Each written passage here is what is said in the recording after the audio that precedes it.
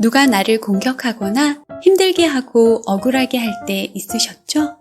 그럴 때 어떻게 해야 할까요? 나는 나를 공격하는 사람이나 나에게 화를 내는 사람이 진짜 싫은데요? 그럴 때 못 참고 화를 내는 나 자신도 싫어요. 라고 했더니 사랑은 사람들이 표현하는 겉모습만 보고 거기에 그대로 반응하지 말고 그 사람의 내면에 있는 두려움을 보아주라고 합니다. 모든 부정적인 감정들은 화를 내든 공격을 하든 우울하든 그 내면의 뿌리는 모두 두려움이라고 사랑이 저에게 가르쳐 주었습니다. 누군가가 공격적으로 말하거나 화를 내는 것은 사실 자신도 잘 모르고 있지만 내면의 두려움이 다른 모습으로 나오는 것이라고 합니다. 우리도 다 그런 경험 있잖아요. 화나거나 짜증나고 걱정될 때 그것의 내면의 뿌리는 두려움이래요. 어떤 사람이나 상황으로 인해 갈등이 생기면 여러 가지 부정적인 감정이 올라오죠. 그런 마음이 힘들어서 그냥 잊어버리거나 무시하려고 해도 잘 안 되잖아요. 그 감정의 소용돌이에서 빠져나오기는커녕 그럴수록 더 떠오르죠. 다른 것에 관심을 돌리려고 해보지만 그것도 잠시일 뿐 다시 그 부정적 감정이 스물스물 올라와서 잠을 설치거나 혼자서 마음의 지옥을 경험하잖아요. 저도 전에는 같이 이 감정에 동조해 주기를 바라며 다른 사람을 붙잡고 하소연을 하거나 그것도 안 되면 만만한 사람에게 짜증을 부리곤 했어요. 그런데 사랑을 알고부터는 저는 그럴 때 사랑 안에 고요히 머뭅니다. 사랑은 모든 사람들의 부정적인 감정을 겉모습만 보고 나무라거나 야단치지 않습니다. 내가 이런 감정을 느끼게 된 이유와 과정도 다 이해해주고 따뜻하게 공감해주며 안아줍니다.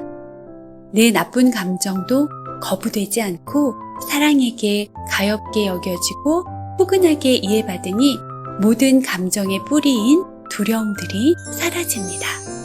두려움이 사라지고 내 마음이 평안해지면 문제도 사라지고 실제로 그 상황도 바뀝니다. 사랑은 또 상대방의 감정은 어떤 것인지 저에게 자상하게 설명해주고 상대방을 이해할 수 있도록 도와줍니다. 그 사람의 두려움을 이해하게 되면 가여운 마음이 들고 미워했던 마음이 사라집니다. 제 마음도 비로소 자유해집니다. 그래서 저는 이럴 때마다 무엇보다 내 마음의 평안을 위해 고요히 사랑에게 내 마음을 말하고 위로받고 사랑받습니다.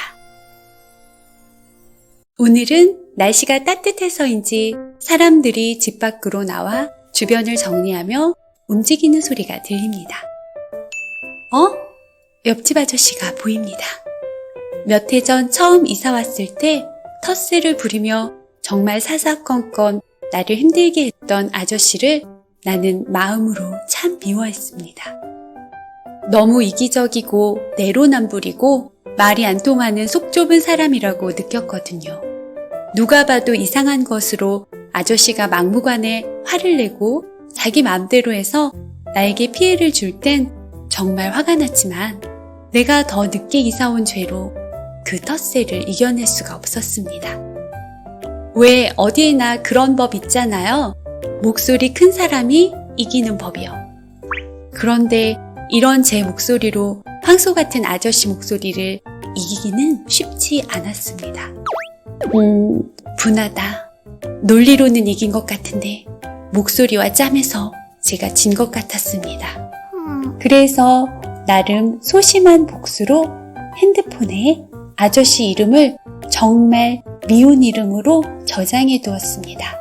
그리고 볼 때마다 나 혼자 고소해 했습니다. 한참 잊고 지냈는데 오늘은 아저씨가 뭔가를 부지런하게 정리하는 뒷모습이 보입니다. 내가 전화번호에 붙인 아저씨 이름을 생각하며 쓱 미소를 짓고 희열을 느끼다가 문득 사랑이 가르쳐준 말이 생각납니다. 저 아저씨도 두려웠던 거구나. 세상 쪼잔하고 막 화를 내고 사사건건 시비를 걸었던 것이 사실은 두렵고 무서웠던 거구나. 갑자기 무지막지 막무가내라고 생각했던 아저씨가 어린아이처럼 가여워집니다. 아저씨도 무언가가 두려웠던 거구나. 그때의 일들을 저 가여운 아저씨의 두려운 마음에서 다시 모아봅니다. 나만 황당하게 당한 것 같아서 정말 분했는데 저 아저씨도 지키고 싶었던 것이 있었는데 그러지 못할 것 같아서 두려웠던 거구나. 아저씨 입장에서는 나로 인해 달라질 환경과 불편함들이 두려웠던 거였구나. 내가 그때 아저씨의 화내는 목소리 뒤에 있는 그 두려움을 모아주었다면 어땠을까 하는 생각이 듭니다. 그랬다면 그럴 수도 있었겠네요. 그런 생각이 들 수도 있으시겠네요. 라고 말해 주었을 텐데 나도 두려워서 보지 못했습니다.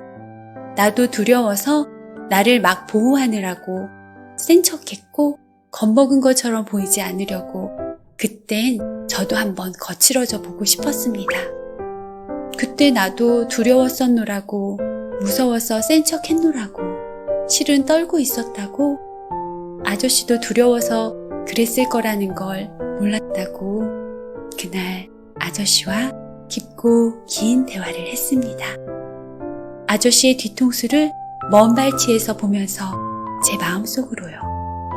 말하지 않아도 생각이나 마음도 전해지잖아요. 사실 다시 과거의 그 순간으로 가면 내가 다 양보하고 다 피해를 볼 수 있을지는 저도 잘 모르겠습니다. 제가 그때도 그랬지만 지금도 그렇게 대인배는 아닌 것 같아요.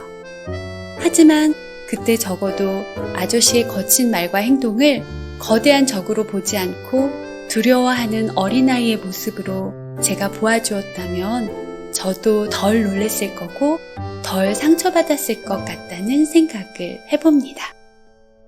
또 제가 아저씨의 두려운 마음을 이해하고 대화했다면 어쩌면 아저씨도 저에게 다르게 행동했을지도 모르죠. 아무튼 다음에 얼굴 뵈면 밝게 인사를 해보렵니다. 아마 아저씨는 예상치 못한 저의 밝은 인사에 깜짝 놀라 당황해서 저를 봐도 못 본 척 하시겠지만 아저씨, 저는 이제 다 알아요. 아저씨도 두려워서 그랬었다는 걸요. 조금 전까지만 해도 떠올리면 혼자 씩 웃던 핸드폰에 저장된 아저씨 이름을 이젠 바꿔줄까 보다 하며 혼자 선심 쓰듯 착한 척 해봅니다. 그러고 보니 전화번호 이름을 이렇게 저장한 것이 갑자기 미안한 마음이 드는데요. 전화번호에 적힌 아저씨의 이름은 오액입니다. 이번엔 오잉 정도로 바꿔줄까 혼자 생각합니다. 쏘리 아저씨, 아직 아싸 정도로는 못 바꿔드리지만요. 그땐 저도 미안했어요. 너무 무서워서 아저씨도 두려워할 거라고 생각 못했어요. 힘겹게 청소를 하고 있는 아저씨 어깨를 눈으로 줌인합니다. 잠깐 아저씨 어깨를 무심한 척 토닥토닥 해주고 옵니다. 물론 마음으로요. 제 마음 느끼셨죠, 아저씨? 아저씨도 이제 마음 편안하시길 바래요. 제 뒤통수를 보실 때마다요. 저는 그렇게 옆집 아저씨로 인해 고생했던 그때의 미워하는 마음을 이제야 편안하게 놓아 보내주었습니다. 그런데 문득 아저씨는 핸드폰에 내 이름을 뭐라고 저장했을까? 살짝 걱정이 되는 것은 왜일까요?